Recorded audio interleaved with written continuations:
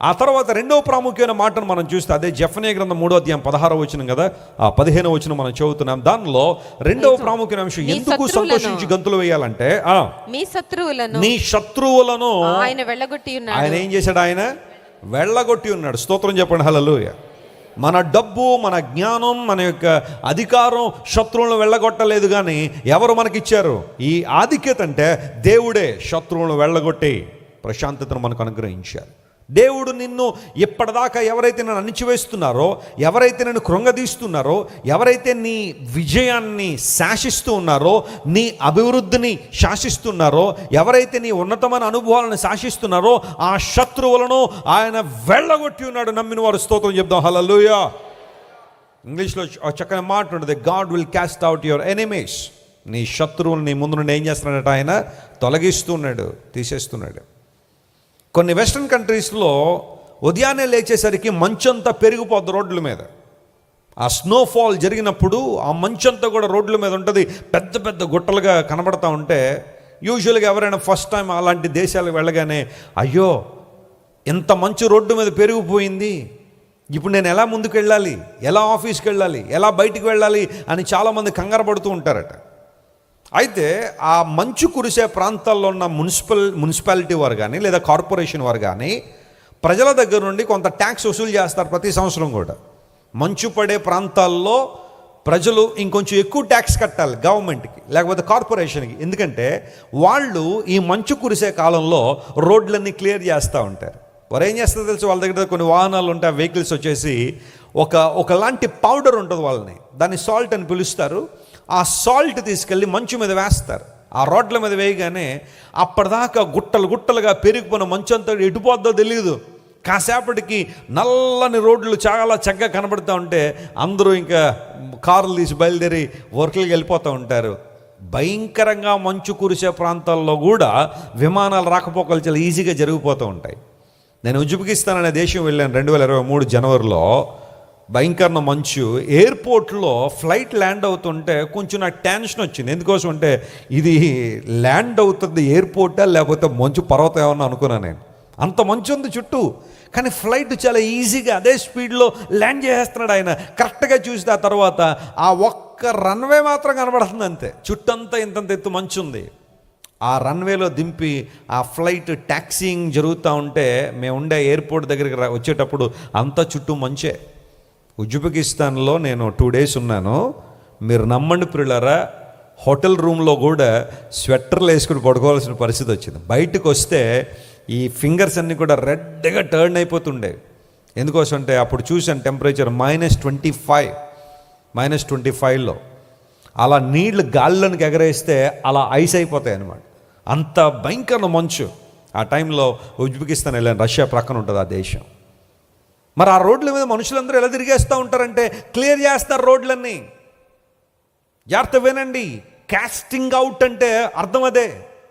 నీ ముందు నీ యొక్క అభివృద్ధిని, నీ యొక్క గొప్పతనాన్ని సవాలు చేస్తున్న నీ శత్రువుని వెళ్ళగొట్టే బాధ్యతని దేవుడు తీసుకున్నాడు. దేవుడు నామమున స్తోత్రం కలుగును గాక. ఎందుకోసం తెలుసా? నీవు ఆయన అధికారానికి నీ జీవితాన్ని అప్పగించావు గనుక.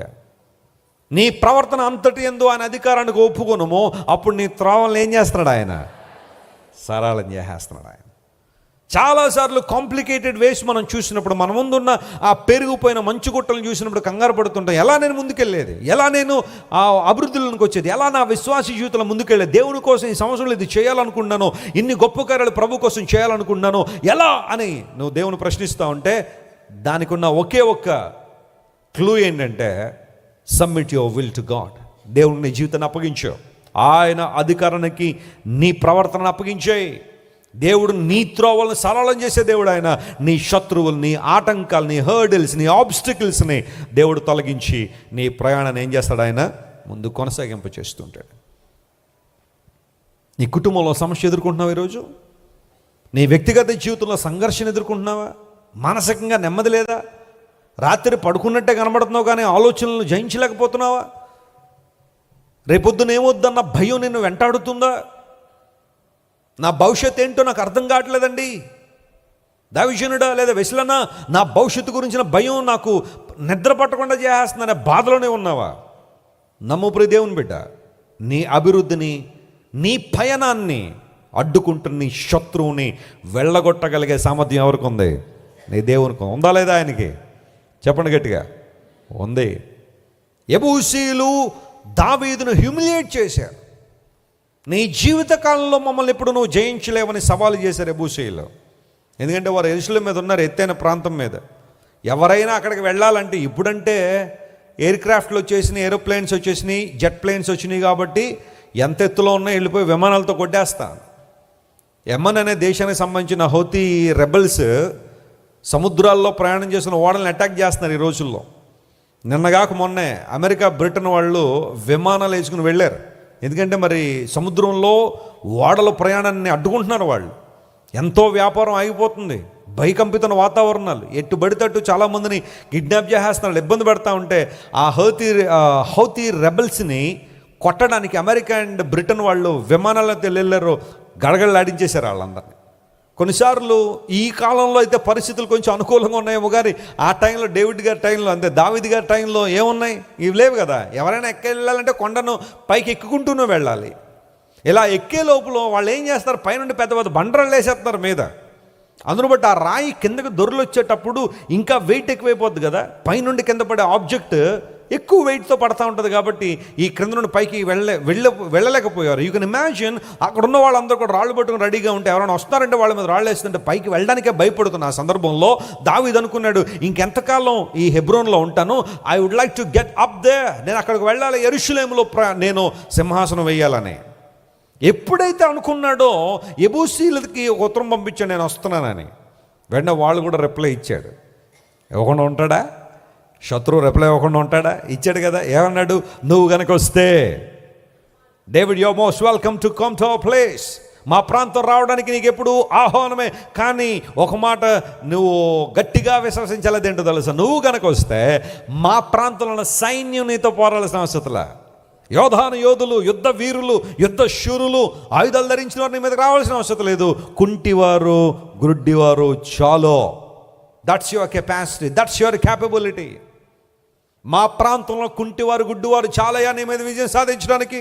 నువ్వేదో పెద్ద యుద్ధ వీరుడు అనుకుంటున్నావేమో, అవి ఇవి సాధించాలనుకుంటున్నావు, కానీ యు ఆర్ నథింగ్, నువ్వెందుకు పనికిరావో అని హ్యూమిలియేట్ చేశారు. దావీదుని యెబూసీయులు హ్యూమిలియేట్ చేసినంతగా బహుశా ఇంకెవరు చేయలేదు అనిపిస్తుంది నన్ను.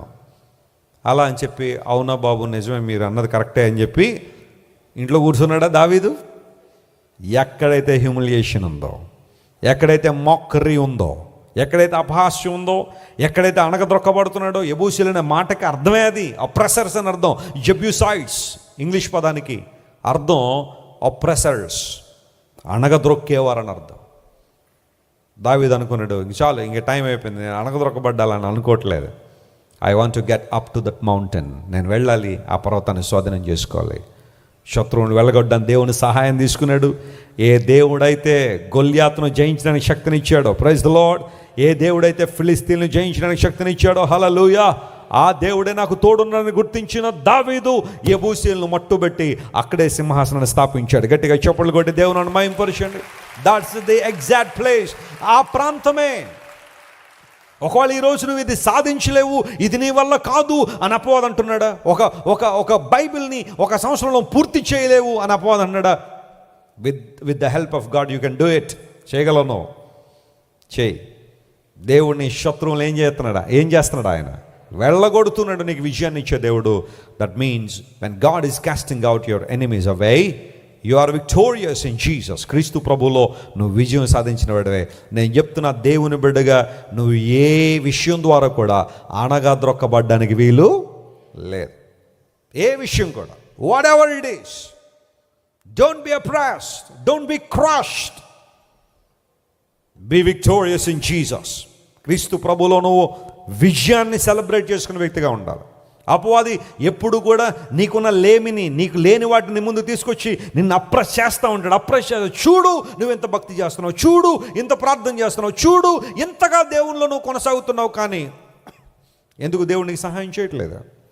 ఎందుకు ఈ విషయంలో దేవుడు నీకు మేలు చేయట్లేదని, కొన్ని సందర్భాల్లో ఆలస్యం అవుతున్న ఆశీర్వాదాలని ముందు తీసుకొచ్చి నిన్ను కృంగదీయాలని అప్రచేయాలని చూస్తూ ఉంటే నువ్వు చెప్పాల్సింది ఏంటో తెలుసా?